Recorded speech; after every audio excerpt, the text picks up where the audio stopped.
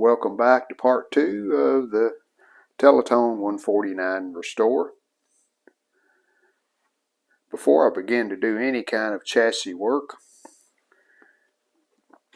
I removed this rear piece of cardboard or fiber board, whatever you want to call it.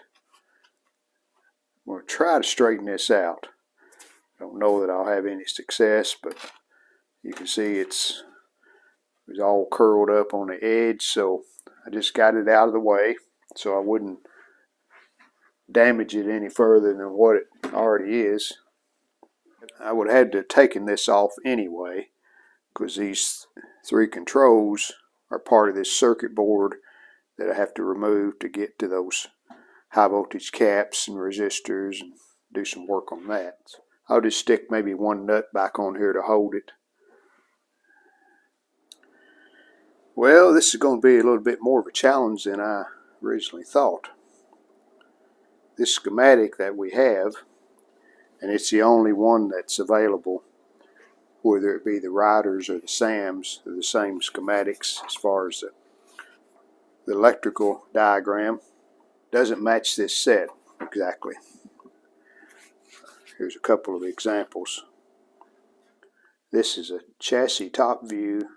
Of course, this is Sam's PhotoFac. You see they're showing 1, 2, 3 filter caps on top of the board. We got 1, 2. The rest of it looks pretty close.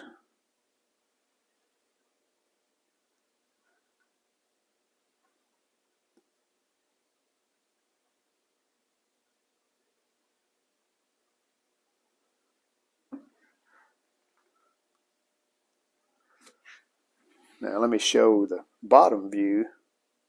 That's where things really look different. This is a really poor copy, but I think you can make out that here's a high voltage 6 kV caps. It's showing 4 of them right here.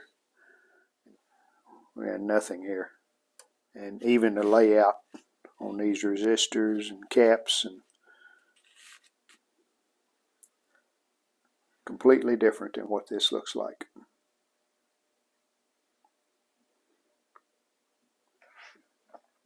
That's a filter choke that's on the schematic. It's not there. Now, in looking back at this AC mark, maybe that's a chassis revision, and that's what that means. Who knows? We'll never know. These tubes they are correct as far as the type tubes that they're used and how they're wired together. So we're going to just go with what we can figure out on our own here on the power supply. Hopefully the rest of the chassis, as far as vertical, horizontal, is similar enough that a schematic will help us. And this can dome, I think I found it because it goes to pin 2 of the V20, which is a rectifier tube. And you can see it says 60 ohms. It goes back to one side of the AC line. And that's where this one's going. See, there's a wire going back to the AC line. And that goes to pin 2. So that's a filament resistor. Goes in the filament string. But we're checking 30 ohms. Alright, here's the Riders. And there it is right there. 60 ohms, 10 watt. I guess that's supposed to be a 60 ohm. Let me unplug the tube and see if that makes any difference. Well, it did. So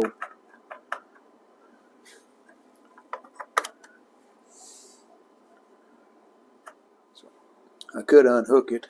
Let me do that. Let me unhook one side and we'll see what it measures then. Okay, completely unhooked. Well, there we go. We're 66 ohms. So apparently it's supposed to be a 60, and that's within 10%. So if we change that, we'll put a we'll put a 60 ohm in. So I don't know, I'm starting to figure this thing out. It's really confusing, a lot of the circuitry, when you don't have a schematic that's true to the way the circuitry is designed. But when you start comparing things, it doesn't really look like any of this SAM's as far as chassis layout. But I think we can figure it out. We'll just have to use the original parts that are in there and the original wiring, and we can just troubleshoot it like that. But what I've done, I went ahead and took out the selenium rectifier, put in a silicon modern replacement, and this is just temporary. I'll mount a terminal strip or something up here to mount all of that on. I've checked this cap and that cap.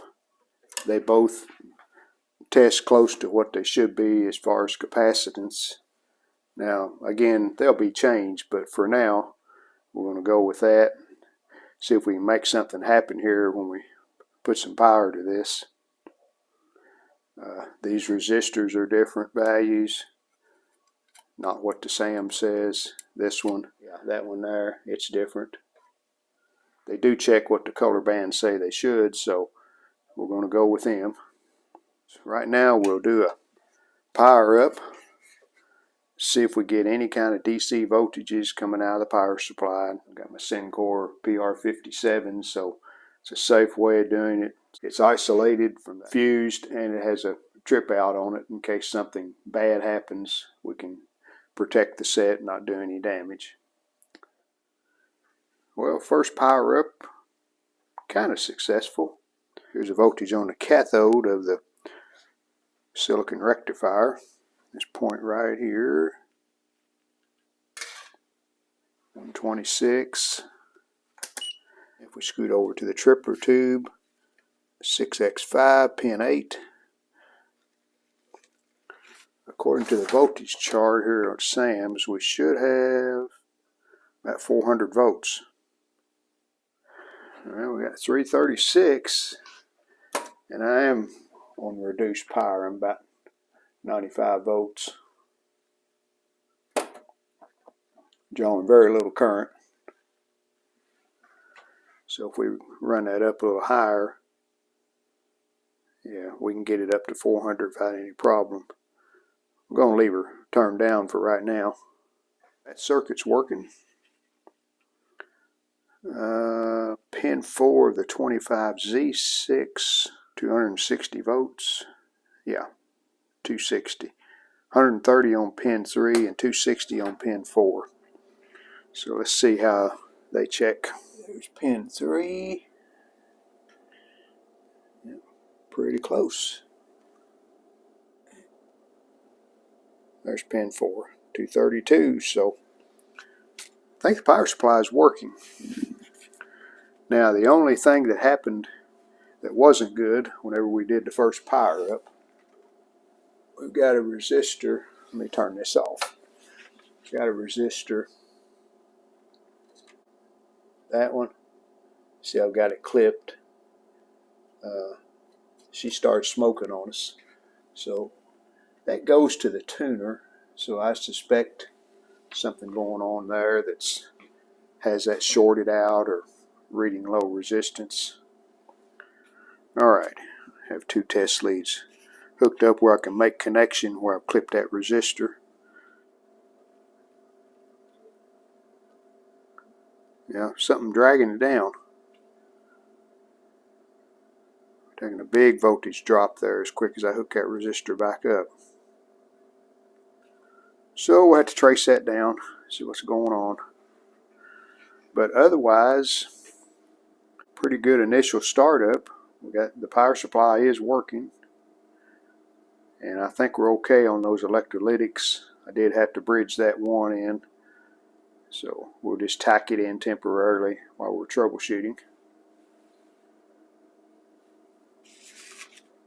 Been doing some just inspecting around the vertical and the horizontal tubes, and looking on the schematic to see if any of the parts match up. and a lot of them do. This linearity, it's an adjustable cap, and it's this one right here, so that's correct. Turn it there where we can see it. So that's correct. Now this adjustable cap, I cannot find it in the circuit at all. What I'll do next is change these high voltage caps, because I'm sure they're bad, and see if we can get any kind of action coming out of the horizontal circuit to produce some high voltage. Well, I'll just use some ceramic 6 kVs. I'll put film caps in this. We get it going. I was hoping this would show me some kind of improvement, some kind of high voltage. And there we go. The controls on the back seem to be working. Let's see here on the vertical and horizontal. Yeah, there's a vertical. And horizontal seems to be changing the frequency there. I'm going to get the high voltage meter. Let's see how much high voltage we have. And we got 3,000. Not quite enough, but it's enough to make this little 3-inch tube light up. I think the next step is to pull this board loose. Need to check those resistors, and needs a good cleaning. This has been worked on before. All of these connections were rough looking, and some of the insulation on the wires, you can tell a soldering iron's been against them, so I know someone's been in here before. But we'll get that cleaned up. We'll put some film caps in there, and then probably tackle the paper caps. I do know I'm going to have to pull this high voltage board out. That's what's in this dotted line on the schematic, where the oscillator tube is and the rectifier tube. That circuit that you can see from the top of the high voltage cage, but can't see underneath it for any of these parts. And I know there's a couple of high voltage caps under here. There they are, those two 6 kV caps. And there's a couple more caps maybe we need to change too. While we've got that out, here's where the wires connect from that board. We got, I think there's 1 or 2 there, maybe just 1 there. But then we've got some more right there. You see the hole in the chassis.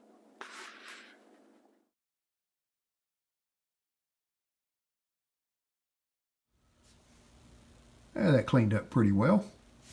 So now we'll check the resistors and change that paper cap that's on the end.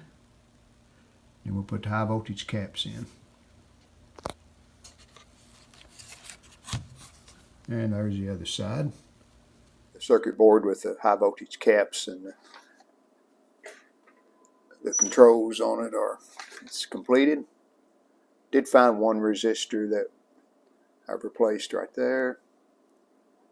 The rest of these are right on it, within 5%, most of them, so we won't bother them. Now I'm going to take out the circuit board that's in the high voltage cage, and there's some more evidence that this set's been worked on. See that yellow wire goes to the high voltage board up through that hole in the chassis there, and you can see where it was previously cut. And that's a good idea. I do that a lot. Leave a little bit of the insulation where your connection is, and you'll be able to match that color up. So let's get it pulled out. We'll replace some parts on it, and get all this put back and see what we have. Had the wires unhooked, so we'll remove the 2 tubes.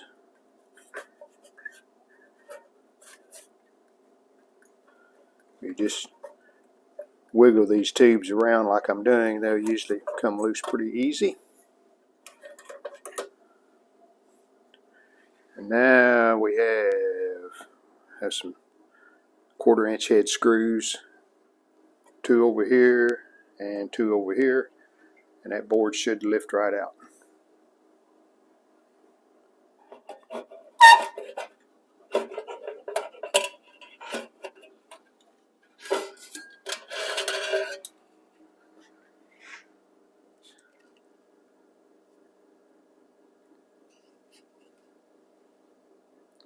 I'll clean this up.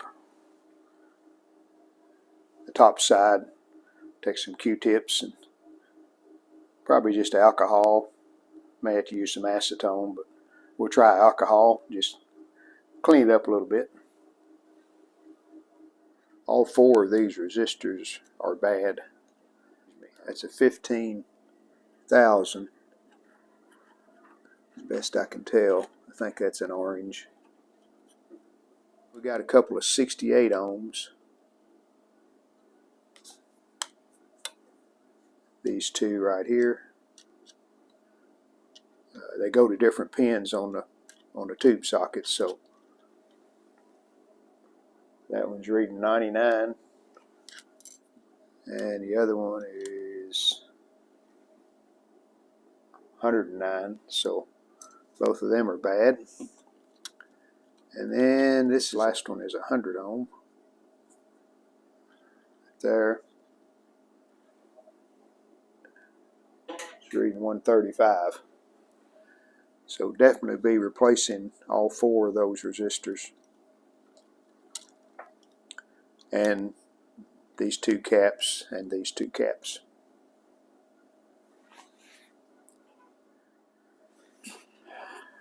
Well, slight correction. I think I found this on the schematic, this one. And I think that's a 7500 ohm. Because on the routers, it's right there. And then on the SAMs, it's right there. And it's connecting to where it should be on the schematic, so it's a 7500 ohm. It's reading 17,000, so needs replacing too. Alright, ready to go back in.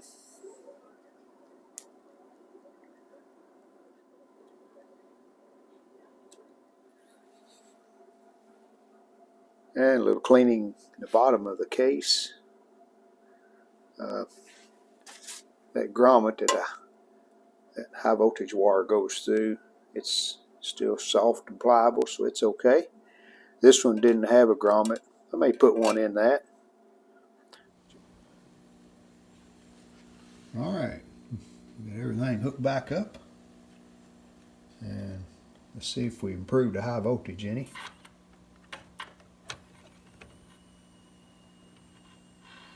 Oh yeah, we're right at 5,000 volts. A little less, but pretty darn close. So I think our can type filters, these 2, that one, and there's one right up there, doing their job enough for the set to work. All right, time for a break. Paper caps will be next. Hey, if you like this video, we have many more on our channel, so why not consider subscribing? We would really appreciate it. Thanks.